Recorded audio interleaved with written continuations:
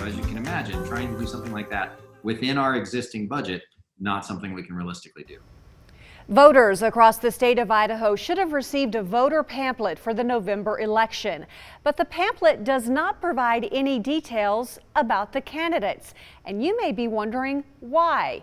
We learned the Secretary of State's office is required by law to send out voter pamphlets, but not necessarily for every election. Joey Prechtel is at the State House for us tonight. Joey, why are these pamphlets not mailed out all the time in Idaho? Well, Kim, the short answer is simply because of the cost. Now, the reason why the voter pamphlets were sent out this election is due to the constitutional amendment that is on the ballot this year. If that weren't up for a vote, then no Idahoan would have received one. Meanwhile, across the state line in Oregon, the state sends out voter pamphlets to every household across the state, no matter if it's a primary or the general election.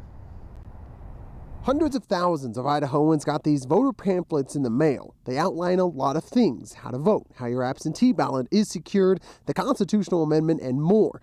They were sent to every household in the state, but you will not find information about any candidate, whether it's for the presidency or even a county commissioner. To do something like this right, you're looking at $500,000 endeavor. Even just putting out the small print piece that we just sent recently, that was about a $250,000 expense to put that piece out statewide. Chad Houck, who is the Deputy Secretary of State, says there are other challenges besides just the cost, like what races should be included. The first challenge is figuring out where to draw that line. The second challenge is getting the information back from the candidates so that that's a valuable tool and a complete and comprehensive and fair tool for all of Idaho's voters to take a look at.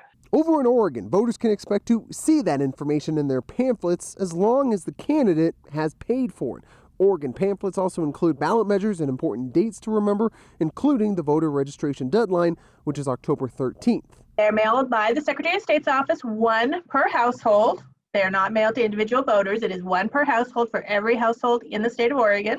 And they've been doing it for some time now because voting by mail isn't new in Oregon. At least the over 20 years that we've been doing vote by mail. And it can serve as a handy resource for the voters who don't know who or what to vote for. If the candidates choose to put something in, because it is not mandatory, it's total optional, they can go and look and see information on it, so they get to choose, do I want this candidate or that candidate?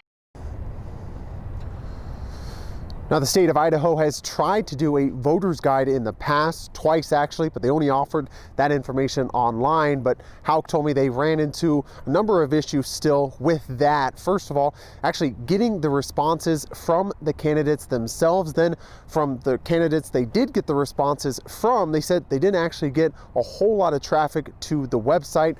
But Houck did tell me that the Secretary of State's office could try this again in the future. Okay, Kim? so it could change. All right, Joey, thank you. But in the meantime, those pamphlets only going out in Idaho when there are certain measures on the ballot. Joey, thanks.